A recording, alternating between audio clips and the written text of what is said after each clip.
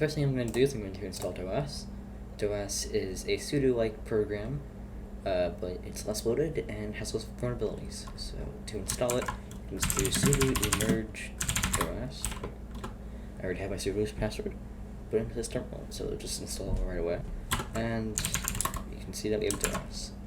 And then we have to add our config file, sudo nano, and then we're just going to add, if you added your user to a group, like wheel, and then you can just do that, and now we can use, say, Doas to Doas emerge, merge vi. See?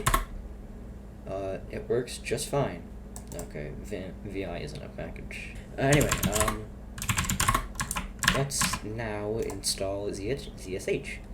And ZSH is a shell similar to Bash, but I think it's a rare shell. It just has a few more features that I would want from a shell than shell will provide, or actually Bash, not shell.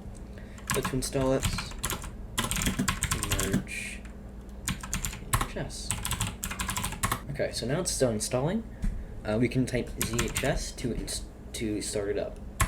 And first time you start it up, you will get this little options menu here.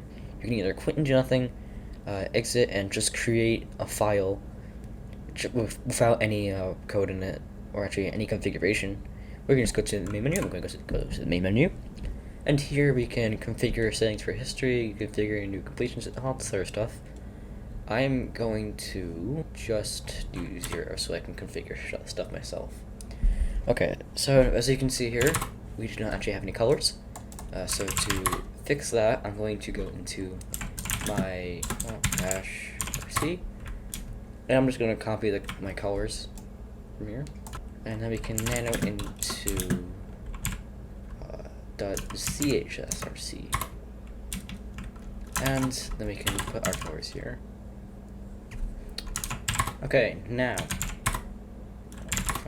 yep, there we go.